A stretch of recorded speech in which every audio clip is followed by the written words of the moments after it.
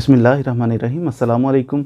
मैं हूं मुदस्सर शाही एडवोकेट और आप देख रहे हैं हमारा यूट्यूब चैनल लीगल इश्यूज़। आज हम बात करने जा रहे हैं कि ज़मीन का इस्तेमाल क्या होता है।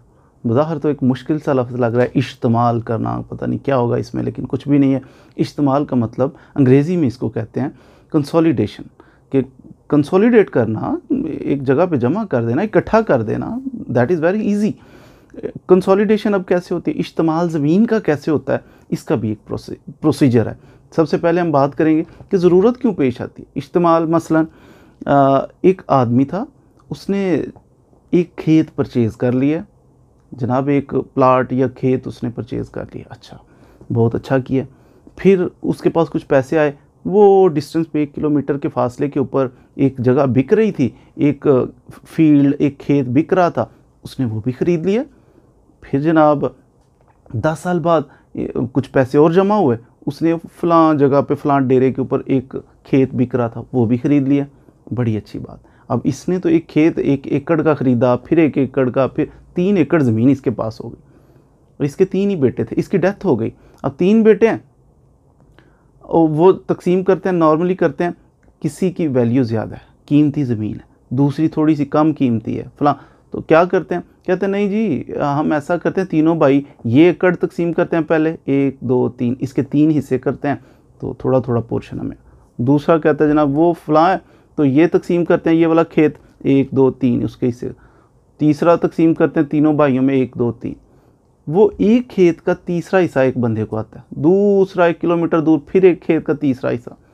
अब आगे इनके भी बच्चे हैं, इनको तकसीम होगी, उसके फ़र्ज़ किया उनके 3 बच्चे हैं, वो फिर 1 एकड़ का तीसरा हिस्सा जिसके पास था, उसके 3 बच्चे हैं, वो 1 एकड़ का फिर 9वां हिस्सा एक बच्चे को आएगा। इतना सा, वो थोड़ा सा हिस्सा जो आएगा, बंदा पूछे कि आप उस खेत के अंदर लगाओगे क्या, कौन सी फसल काश्त करोगे, कैसे करोगे, इतने से खेत के लिए ट्रैक्टर को मंगवाओगे, कैसे हल चलाओगे, फिर पानी का अरेंजमेंट कैसे करोगे, ट्यूबवेल लगाना है, तो बंदा पूछे कि आप 10 मरले के लिए ट्यूबवेल पूरा कैसे लगा सकते हो, कैसे लगाओगे, बर्डन हो जाएगा आपके लिए। अब ऐसी कंडीशंस में जब फंस जाते हैं ना लोग, तकसीम दर तकसीम होता चला जाता है, तो फिर ज़रूरत पड़ती है कंसोलिडेशन की।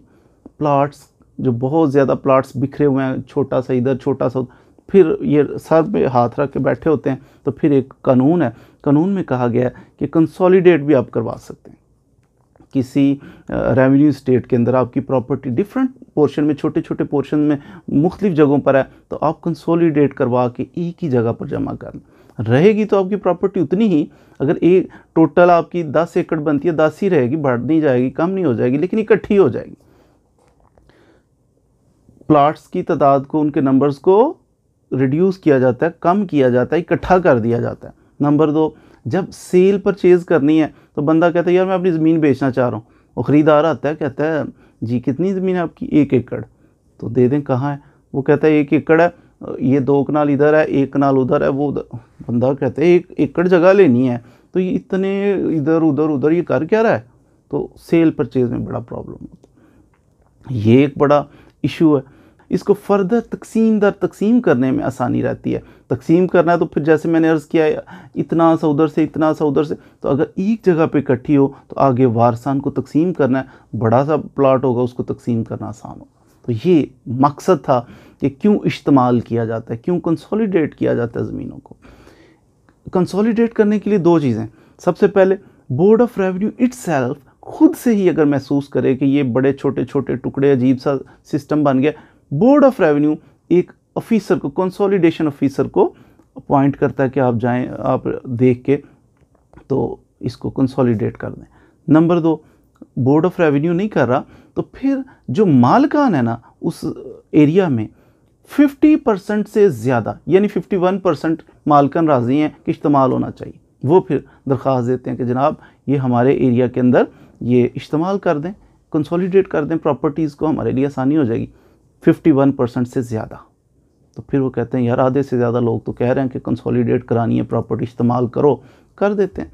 हाँ, अगर 50% या 51% नहीं है, थोड़े हैं, 5% हैं, 10% लोग ऐसे जो कहते हैं कि कंसोलिडेट होना चाहिए इस रेवेन्यू स्टेट को, तो फिर वो क्या करते हैं, वो जनाब एप्लीकेशन देते हैं वो कहते हैं जनाब इसको कंसोलिडेट, फिर उनकी हद तक कंसोलिडेट होगा, सारे रेवेन्यू स्टेट का इस्तेमाल नहीं होगा, सिर्फ वो 2 4 10 बंदे जो हैं उनकी हद तक उनकी प्रॉपर्टीज़ को कंसोलिडेट कर दिया जाएगा। अब ये कंसोलिडेशन की प्रोसीडिंग कैसे चलेंगी? कंसोलिडेशन ऑफिसर के पास जब दरख्वास्त देनी है आपने, तो दरख्वास्त के साथ एक स्कीम तैयार करके लगानी है कि जनाब हाँ ये हमारी सुजेशन है कि इसको इसके साथ मिला दें, इसको इसके साथ मिला दें, तो यूँ आप कंसोलिडेट करें। वो जो स्कीम होगी ना, कंसोलिडेशन ऑफिसर जो है उस स्कीम पर अमल करेगा। सपोज़ वो एप्लीकेशन गई, साथ स्कीम लगी हुई थी, ये फिर ऐलान करेगा, अनाउंसमेंट करेगा, पब्लिश करेगा कंसोलिडेशन ऑफिसर कि आएँ जनाब, किसी को एतराज़ तो नहीं है, ये स्कीम है, इस तरह कंसोलिडेट हो रहा है, किसी को कोई मसला है तो आएँ बताएं, एतराज़ करें। एतराज़ात फ़ाइल होंगे, फिर अगर किसी को एतराज़ है उसको दूर करने की कोशिश की जाएगी। किसी चीज़ पे फाइनल हो जाता है तो फिर फ़ैसला होगा। फ़ैसला होता है तो उसको चैलेंज किया जा सकता है कलेक्टर के पास। कलेक्टर साहब जो हैं फ़ैसला कर देते हैं, 60 डेज़ के अंदर अंदर अपील करनी होती है कलेक्टर के पास, और कलेक्टर का फ़ैसला भी पसंद ना आए, उसकी अपील फिर करनी है कमिश्नर के पास, और कमिश्नर साहब के पास जाने का वक्त भी 60 दिन है। तो यूँ आप अपील करके उसको फ़ाइनल कर देते हैं। फ़ाइनल करने के बाद इसकी अनाउंसमेंट होती है, ऐलान होता है कि ये कंसोलिडेशन हो चुकी है। जो भी कंसोलिडेशन हो उसका ऐलान करना है। ऐलान करने के बाद उसकी डिमार्केशन करनी है, हदबंदियाँ करनी है कि ये इतना तो वो उतना तो ये इतना, वो डिमार्केशन करनी है।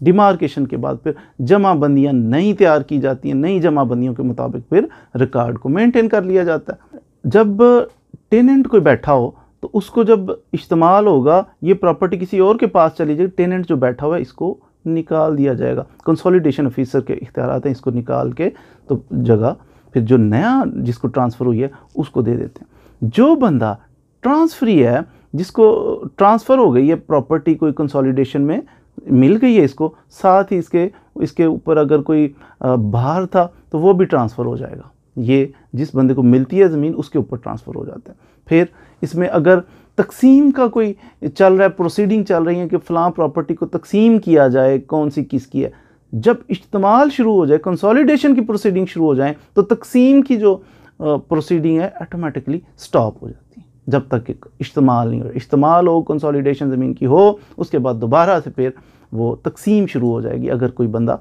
तकसीम के लिए प्रोसीडिंग करवा रहा है। सिविल कोर्ट का इसमें बिल्कुल इख्तियार नहीं है, क्योंकि रेवेन्यू की जब बात करें, जब हम ज़रूरी मामलात की बात करें तो उसमें इख्तियार होते हैं बोर्ड ऑफ रेवेन्यू के, रेवेन्यू अथॉरिटीज़ के, सिविल कोर्ट के इख्तियार नहीं होते। उम्मीद है आपने आज के इस शॉर्ट से लेक्चर से इस्तेमाल, कंसोलिडेशन क्या होती है, कब कर सकते हैं, कैसे कर सकते हैं, इसके बारे में यकीनन कुछ ना कुछ सीख लिया होगा। मज़ीद वीडियोज़ के लिए हमारे साथ रहिए। Thank you very much.